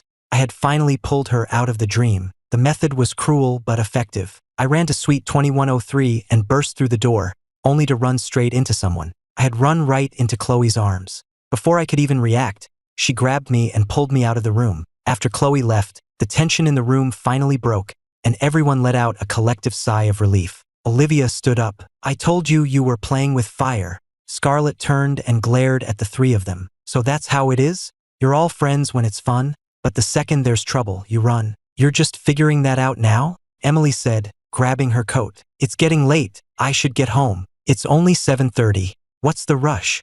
I have 2 kids." Just then, Sarah came back in from the balcony, where she'd been on the phone. She walked straight to Scarlett. "Miss Scarlett, your grandfather has asked me to escort you to the family home. He has something important to discuss with you. Also, Mrs. Sterling has instructed that you are to be barred from every club and restaurant in New York City. She also contacted your grandfather, who has instructed his bank to freeze your accounts. If you are not at the family home by 9 o'clock tonight, he will freeze all of your assets, including property, stocks, and all of your cars. Olivia burst out laughing. Well, looks like the party's over for you. Emily nodded. Sounds like he's calling you home to arrange your marriage. Scarlett stood there, numb, for a few seconds before her face crumpled in despair. I regret everything, she wailed. I should never have tried to mess with Chloe. You could joke with Chloe about anything, and she wouldn't care. Anything except me. You never ever messed with her when it came to me. That was crossing a line. The process might be thrilling, but the consequences were always devastating. The moment Chloe dragged me into another hotel suite and kicked the door shut behind us, I knew I was in trouble. She had me in a grip I couldn't break, and a shiver of apprehension ran down my spine. Chloe, you're awake now, right? This isn't a dream. This is real. I'm real. Before I could finish, she pushed me backwards. I stumbled, losing my balance and falling onto the soft bed. I looked up at the dangerous glint in her eyes and instinctively tried to scramble away. But before I could get far, she leaned down, grabbed my ankle, and effortlessly dragged me back. Her strength was terrifying. Chloe, what are you doing? I yelled. She grabbed my wrists and pinned them above my head. She glared down at me, her voice a low growl. That first time on the island, was it Scarlett you were looking at? No. What's so beautiful about her? It was an act. Chloe silenced me with a kiss, swallowing the rest of my words. It wasn't a gentle kiss. It was fierce, possessive, and demanding. When I came up with this plan, I knew there would be consequences. I knew waking her up like this would unleash her temper, and I thought I was prepared for it. I know my wife. She's not someone to be trifled with. But no amount of preparation could have readied me for the storm that followed. I thought I'd be able to walk away afterward.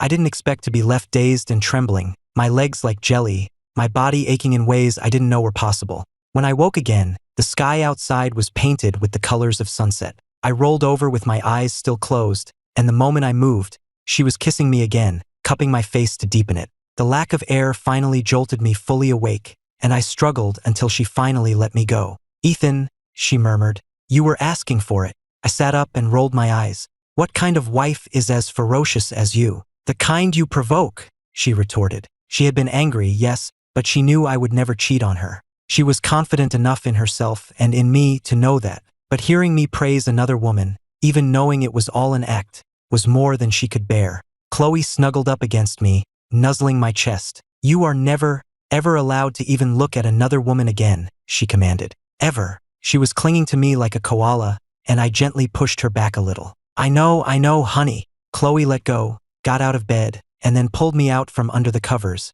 immediately wrapping herself around me again. The snow has stopped, she said. There's a beautiful sunset. Get dressed. I'll take you up to Mount Beacon to see it. Absolutely not, I groaned.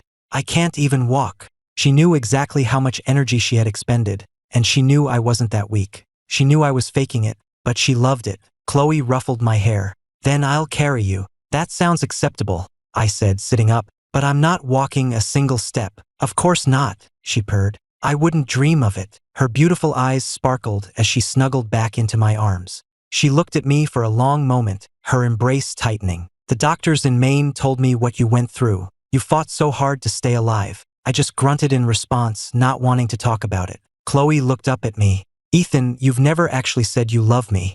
I'd like to hear it. Hearing this, I turned my head away and went completely limp, pretending to be asleep. It wasn't until we were in the shower that she finally got a response, after giving my but a few playful smacks. Talk to me, Ethan. You're being mean to me. And you hit me. That was a love tap, baby. The way she pouted made me laugh. I held her with one arm and used my free hand to squish her cheeks together, making her lips pucker. I laughed. You're so cute, honey. We looked at each other for a moment. Then she straightened up and wrapped her arms around my neck. I know. The winter in New York had been long and brutal that year, with storm after storm for nearly 2 months. But finally, the skies had cleared. The snow had stopped, and the evening sky was ablaze with an orange and red sunset that bathed the entire city in a warm, gentle light. On our way to Mount Beacon, a call came from the estate's security. The roads halfway up the mountain were still too icy and dangerous. So, Chloe chose a new spot, her private penthouse at the top of One Vanderbilt. The view from there was just as spectacular. We sat on a lounge chair on her private terrace, wrapped in a blanket against the chill. She lay in my arms, contentedly watching the sunset. The peaceful moment took me back. You know, I said, the first time I ever met you was at a dinner at your family's house. You were so two-faced, and your tongue was sharp enough to cut glass. My first impression of you was a negative 10,000. The golden light of the sunset softened her features, making her look almost angelic. As I looked down, she looked up, and our eyes met. She leaned in and kissed me, slowly, deliberately. When she pulled away, she was smiling. You weren't much better. The charming, sophisticated Ethan, getting into a fistfight in a department store. My eyes widened. You were there that day? I was shopping with Michael when I saw some idiot trust fund kid giving you a hard time. He was being completely unreasonable, so I slapped him. No wonder. The manager took a phone call, and when he came back, his whole attitude had changed. He immediately took my side, canceled the other guy's store membership, and had security throw him out. I looked at her, a slow grin spreading across my face. Be honest, you had a crush on me even back then, didn't you? But she didn't answer. She wasn't even looking at me. I followed her gaze to the terrace railing a few feet away. What was so interesting about a railing? It's getting dark, she said suddenly. What? I turned back to her. It's almost 7, of course it's getting dark. Oh right, dinner. Since you're still recovering, I'll cook tonight. We'll cook together. I thought she was talking about dinner, but then she stood up and said, very seriously, no, it's fine. The new recipe I learned is very simple. I can handle it myself. Just give me half an hour. With that, she threw off the blanket and pulled me up from the chair. What's going on? She led me over to the railing, her back to the glittering city skyline. She gripped the railing, and when she turned to look at me, a sudden, cold realization washed over me, and my heart skipped a beat. I shook my head frantically. Out here? In the open? Chloe, I don't think that's a good idea. The city at night, an open-air terrace.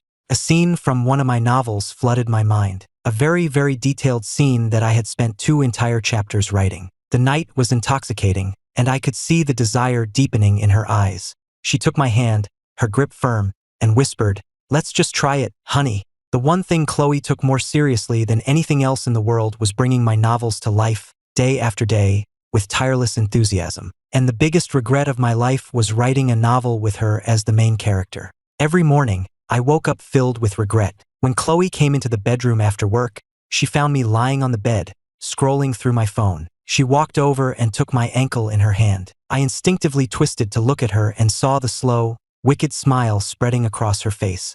It was our silent signal, the unspoken invitation. Let's play. I immediately flipped over and kicked her hand away with my other foot, scrambling backward. You promised. If you don't keep your word, I'm moving into your mother's house tomorrow. That night on the terrace, she had worn me down, whispering in my ear about how it would just be this one time, how I deserved to be compensated for my ordeal, how the shock of my methods had damaged her fragile psyche, and she needed to be compensated for that too. And in my dazed state, I had agreed. We spent the next week at the penthouse, where she proceeded to act out no fewer than 10 chapters from my books.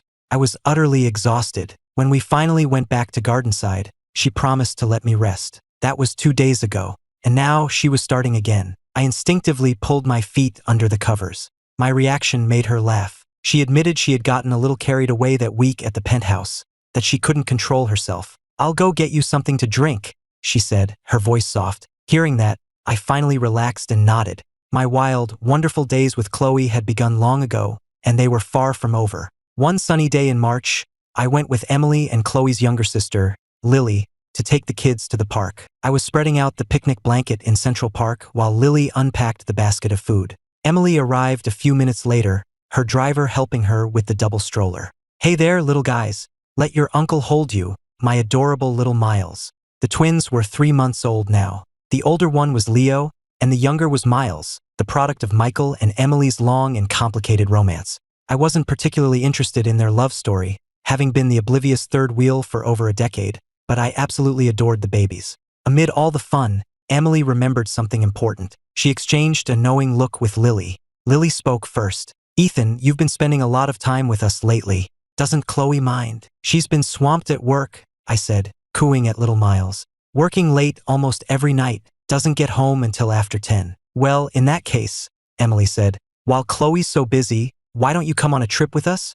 A trip? The three of you are going somewhere. Yep, we were thinking of a vacation in London, Lily chimed in. London, England? That was a coincidence. My dad had called just 5 days ago to say he, my mom, and Mrs. Sterling were all heading to London for a vacation themselves. He said it was the peak of the flower season, and that the cherry blossoms along the Greenwich promenades were all in full, beautiful bloom. We've already booked the flights, Emily added. We leave from New York on March 26th, and we already bought you a ticket, just in case.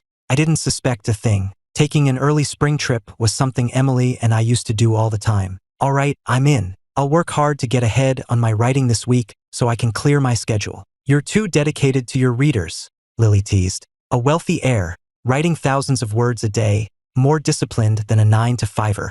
Anyone would think you were making millions off these books. You don't get it, I laughed. It's not about the money. Besides, it's not just for my fans online. Chloe and Lily love reading them too. At that very moment, in the CEO's office at Sterling Industries, Sarah knocked and entered.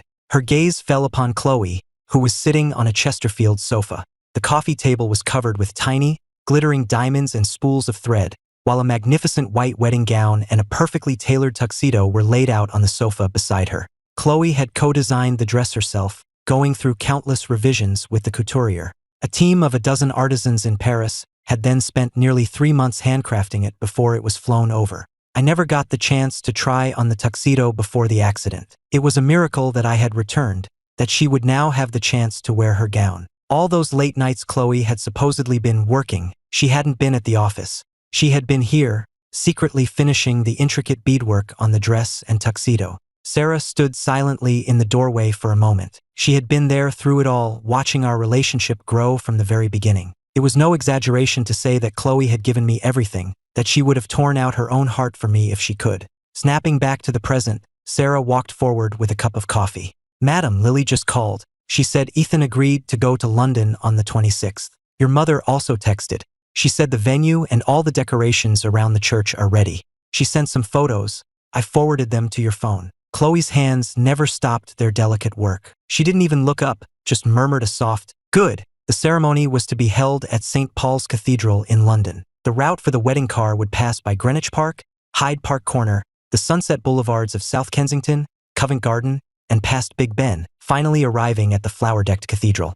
Every single location was a place I had written about in my books, places I loved, a fantasy wedding I had created with words, and Chloe was making it all real. That night at Gardenside, I was on the sofa watching a movie after getting ready for bed. I'm usually a creature of habit, in bed by 10:30 sharp. But with Chloe working late recently, I'd taken to waiting up for her in the living room, leaving a light on so she wouldn't come home to a dark house.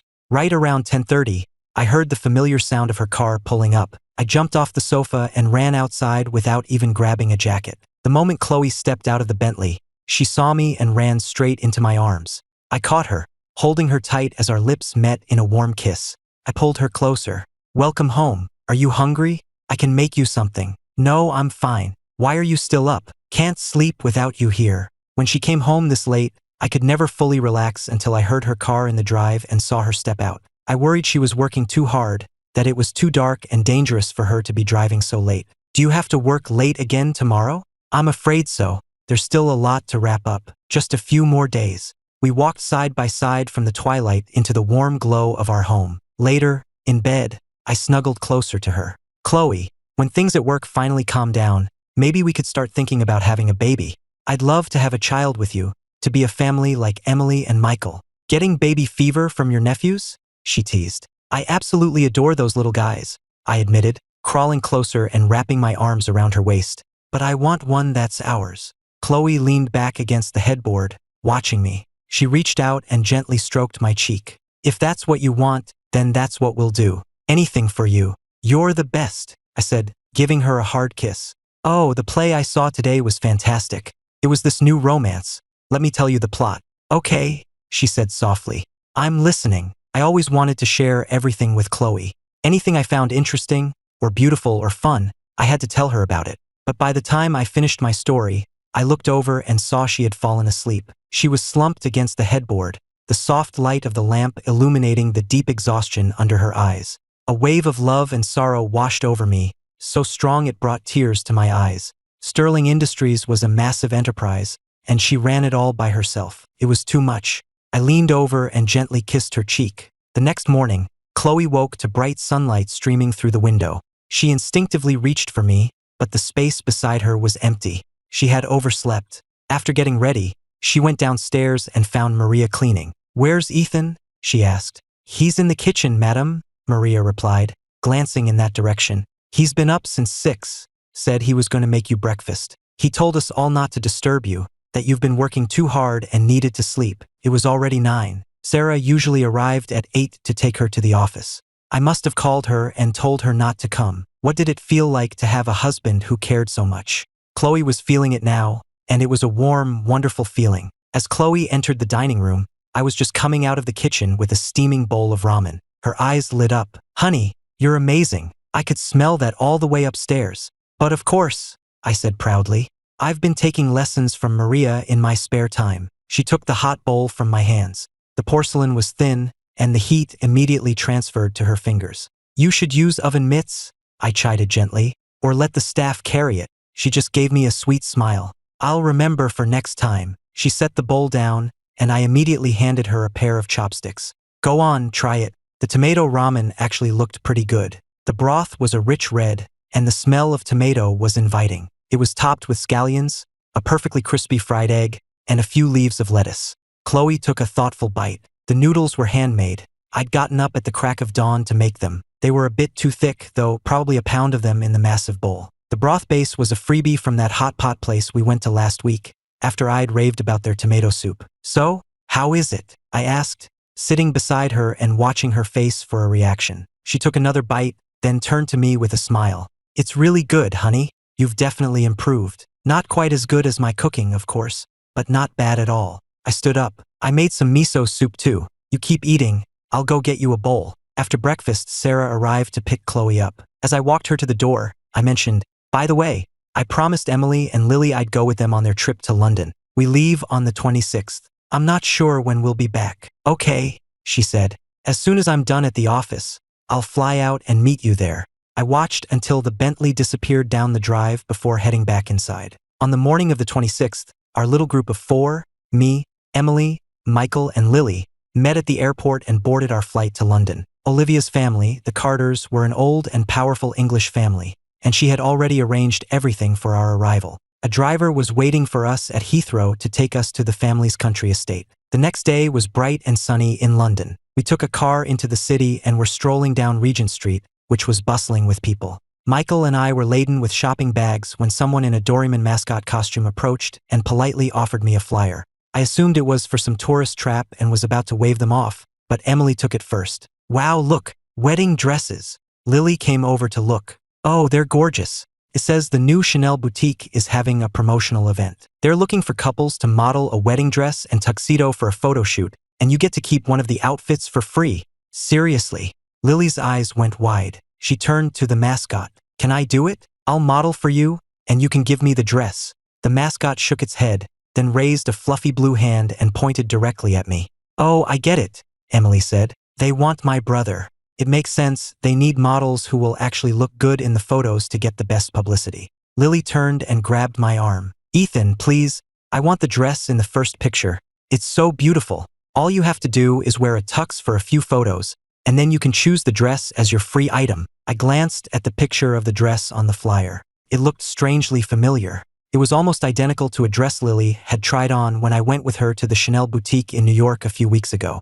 The only difference was that this one was covered in tiny, glittering diamonds. It looked like a one-of-a-kind couture piece, not something you could buy off the rack. "Come on, Ethan, just try it," Emily urged. "You and Chloe will need a dress eventually, and maybe she'll love this one. And who knows, maybe the tuxedo will look great on you." Lily nodded enthusiastically. "Exactly, and it's free." I looked from one to the other, a suspicion dawning. "You two aren't plotting something, are you? You can never even agree on what to order for lunch, and now you're suddenly in perfect agreement. I smell a setup." Just then, the Doraemon mascot pointed down the street to a lavish storefront just a few doors down. Lily didn't wait for an answer, simply grabbing my arm and pulling me toward it. "Come on, Ethan, let's just go see." 3 minutes later, we were inside the Chanel boutique. The dress was displayed in the main window, and under the bright lights, The thousands of tiny diamonds scattered across the skirt glittered like stars. It was undeniably the most beautiful dress I had ever seen. I could immediately picture Chloe wearing it, and the image took my breath away. I had to admit I was tempted. Just then, the store manager hurried over, holding a brochure. "We'll have a photographer accompany you," she explained respectfully. "All you need to do is take a few photos at these designated locations, and at the end of the day, either the gown or the tuxedo is yours to keep. And please be assured, the photos will be used for promotional purposes only. We will take every measure to protect your privacy and image rights." Chanel was a reputable international brand. I felt I could trust them. I looked over at Lily, whose eyes were practically sparkling with excitement, and I caved. "All right, let's do it." "Okay, can you show me the locations?" The manager spread a map out on the counter. Several spots were circled in red: Greenwich Park, Hyde Park Corner, a street in South Kensington, Covent Garden, the area around Big Ben, and St. Paul's Cathedral. What a coincidence. Those were all my favorite spots in London. In fact, our plan had been to head to Greenwich to see the cherry blossoms right after we were done on Regent Street. "Sir, the tuxedo is upstairs," the manager said. "If you'll come with me, I can help you get dressed. We also have a stylist who can do your hair and some light makeup for the photos." I nodded. "Okay." I turned to the others. "You guys wait here, I'll be right back. It looks like the photo shoot locations are all on our itinerary anyway, so we can still see the sights." As I was talking, I noticed a couple of cameramen waiting just outside the boutique's entrance. Emily saw me looking and quickly jumped in. "Wow, Chanel is so professional. The photographers are here already, and we haven't even started." "Yeah," Lily added quickly. "They're probably just setting up their equipment." I looked away from the window and followed the manager upstairs. The three of them exchanged a look and let out a collective sigh of relief. Lily clutched her chest. "Why are the camera crews here so early? That was way too close." Emily laughed. "It's a global live stream. They've been following us since we left the estate this morning." "No way," Lily gasped. "I didn't notice a thing." Michael pulled out his phone and opened a live stream. The screen showed a live feed of the Chanel boutique, with the three of them clearly visible. Lily glanced at his screen. It was a major international streaming platform. She quickly pulled out her own phone, opened Twitter, and saw the #1 trending topic worldwide, #ChloeEthanWeddingLive. She clicked on it, and a flood of comments scrolled across the screen. "Ah, poor Ethan has no idea what's happening. He's just happily going off to change. This is the best ship ever. Crying real tears for them right now. OMG, everyone go look at Chloe's Twitter." Lily's curiosity got the better of her. She switched from the live stream to Twitter and went to Chloe's profile. The pinned tweet had been posted 5 minutes ago and already had over 50,000 likes and nearly 100,000 retweets, with the comments climbing by the second. But it was the content of the tweet that made Lily's jaw drop. "To celebrate our wedding day and share our joy, I will be randomly selecting 10 people from the comments praising my husband. Each winner will receive a beachfront villa." Beachfront villa. Her sister was really on another level, giving away prime real estate without a second thought. Before Lily could recover, Emily let out an impressed whistle. "Damn, Chloe doesn't mess around. I'm retweeting this right now." She noticed Michael was silently tapping away on his own phone. "Aren't you going to enter? A sterling beachfront property is literally priceless." Without looking up, Michael replied, "I'm already logged into my 4th burner account." Meanwhile, upstairs, the moment I stepped into the dressing room, every single one of the dozen staff members inside immediately picked up their phones.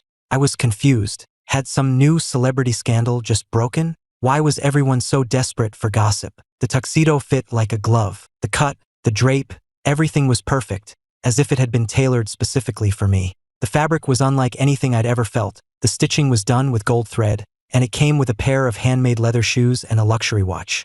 This was beyond extravagant. Were they really just going to give this away? I stood on the raised platform, staring at my reflection in the full-length mirror, and for a moment, I felt like I was in a dream. "See? I told you he'd look amazing in that tux." Lily's dramatic praise snapped me out of my reverie. "Down, girl," I said with a laugh. Michael nodded. "No, she's right, you look great. Hey, why don't we ask if we can borrow their photographer to shoot a little video for us, as a souvenir?" The manager said they have matching dresses for us to wear. Lily added, "We could all ride in the parade car together for the photos." Emily pulled out her wallet. "I think that's a great idea. We can pay the photographer extra to follow us around for a bit. Girls always want to take pictures on vacation." I nodded. "Sure, we can pay him extra for his time." I had barely finished my sentence when a cameraman appeared from around the corner, his camera already on his shoulder. These guys were certainly efficient. Emily immediately walked over, pulled a thick wad of cash from her wallet, and stuffed it into the cameraman's pocket. "For your trouble," she said. "And there's more where that came from if the video turns out well." At that moment, the live streams were going wild with comments. "This teamwork is incredible. Poor Ethan doesn't stand a chance. LMAO, every time he gets a little suspicious, they shut it down immediately. Where did Chloe find these three? They're amazing actors. He might sense something is off, but there's no way he's guessing it's his own wedding." I turned to my sister. "Emily, can I borrow your phone? I want to video call Chloe." Lily had accidentally dropped my phone in the toilet the night before, and it was completely fried. Emily pulled out her phone, thoughtfully starting a FaceTime call to Chloe before handing it to me. It connected almost instantly, and Chloe's beautiful face filled the screen. "Chloe, I'm trying on this tuxedo in London, and it's incredible." I flipped the camera around to show her my reflection in the mirror. "Doesn't it look amazing? It fits perfectly. And look at the accessories. They're exactly like the ones I described in my book." The manager happened to walk by just then, so I asked her, "Is this replica of the Patek Philippe Grandmaster chime included as well?" She stammered for a moment before nodding stiffly. "Yes, sir, it is." I turned the camera back to my face. "Chloe, wait until you see the dress. It would look absolutely perfect on you. I'll show it to you in a minute. We're going to take some pictures now, but I'll send them to you tonight." As I was talking, I noticed the background behind her. "Are you not in the office?" Her expression didn't flicker. "I'm on a business trip," she said smoothly. "Meeting with a client in Philadelphia. I'll be back in New York this afternoon." I told her to work hard but not too hard, and we ended the call with a few jokes. 2 hours later, our horse-drawn carriage pulled to a stop in the plaza in front of St. Paul's Cathedral. I stepped out, and a little blonde girl immediately ran up to me, holding out a beautiful bouquet of flowers. They were a delicate, unusual variety I'd never seen before. "For me?" I asked. She nodded, stood on her tiptoes to place the bouquet in my hands, and then darted back into the crowd and vanished. Michael came up beside me, a smirk on his face. "Those are Astilbes. They symbolize love and a happy marriage. I guess this outfit is a dead giveaway." I laughed. She must have thought I was a groom. What a sweet, innocent kid. The three of them just smiled and said nothing. When it came to innocence, the most innocent person there today was a certain groom, who had been the target of a very elaborate 10-day-long deception. "Why is it so crowded over there?" Emily asked, craning her neck to see the entrance to the cathedral. "It looks like there's some kind of magic show going on. Let's go check it out." Emily took off running toward the crowd. But when she was still a few yards away, several people seemed to jump out of nowhere, grab her by the arm, and pull her into the throng. My heart leaped into my throat. Forgetting all about the expensive tuxedo, I plunged into the crowd, pushing people aside. "Emily!" I yelled, but the word died on my lips. The crowd parted, and in the center of the plaza was a massive heart made of thousands of red roses, spelling out 3 words: "Ethan, I love you." I froze, completely stunned. It was the cheesiest, most cliché romantic gesture imaginable, and I was so moved I could barely breathe. And in that moment, I finally understood. The trip to London, the photo shoot, all of it was a lie. This was my wedding. I looked around wildly, searching the crowd for her face. Just then, the massive digital billboard in the center of the plaza flickered to life. "Hi, Ethan. I'm one of your biggest fans. I hope you and Chloe have a love story as beautiful as the ones you write. Ethan, my man, I'm sending you all my love. Be happy. You deserve it." The messages went on, a chorus of well wishes from friends and fans. Then the crowd parted. I turned, and through a blur of tears, I saw her. We stood on opposite sides of the Heart of Roses, just looking at each other. She lifted the hem of her gown and ran to me, throwing herself into my arms. She looked up at me, tears streaming down her face. "I love you, my husband." I looked down at her, wiping her tears away before wiping my own. "You tricked me," I whispered. "I really love this dress," she replied. Took me a second to realize what she meant. She was answering the question I had asked her 2 hours ago, on FaceTime from the Chanel boutique. "Come on," she said, taking my hand. "Everyone's waiting for us inside. We can talk about everything else later tonight, okay?" I had never felt a happiness so profound. A red carpet stretched for hundreds of feet from the plaza to the cathedral doors. I took Chloe's hand, and we walked down it together. The church was filled with our friends and family. Emily, already married, couldn't be a bridesmaid, but she stood in the front pew, leaning against Michael and sobbing with joy. Seeing her brother, who she'd grown up with, finally so happy, meant the world to her.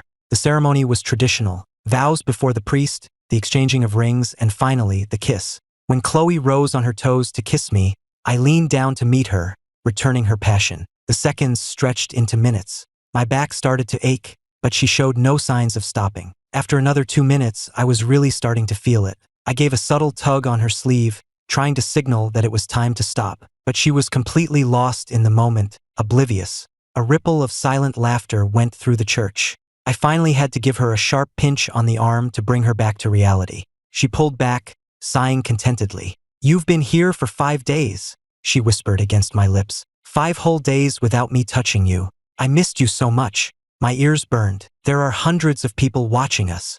"I'm kissing my husband," she retorted. "Let them watch." Who could control Chloe Sterling? Who would even dare to try? She didn't say the words, but I heard them loud and clear. That evening, the reception was in full swing on the grand lawn of the estate. Meanwhile, inside, in a private dressing room, a stylist was pinning Chloe's hair into a soft, simple updo while an attendant helped her out of her heavy wedding gown. I opened the door, walked over, and took the attendant's place. With a simple look from me, everyone else quietly filed out of the room. Chloe was busy adjusting the skirt of her reception dress and didn't notice me behind her. It wasn't until my hand came to rest on the bare skin of her back that she flinched, startled. She turned, and seeing it was me, she relaxed with a sigh. She gave me a gentle push. "When did you get here?" "As soon as I could politely escape from the guests." I stood behind her, just watching her for a moment. Then I slid my hands to her waist and leaned down to kiss the nape of her neck. Tickled, and she tried to push me away. "Stop it, you. Help me with these laces so I can change and get back to the party." I straightened up and obediently began to untie the satin ribbons of her dress.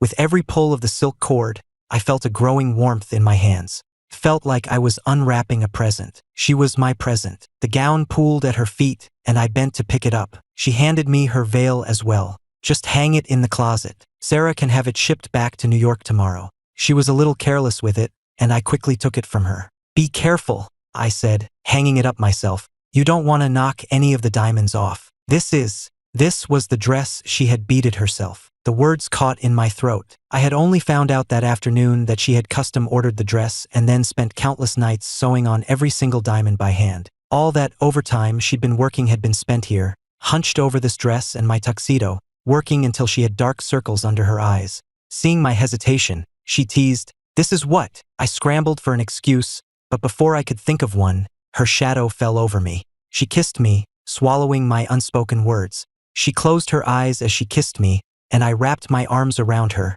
pulling her tight against me.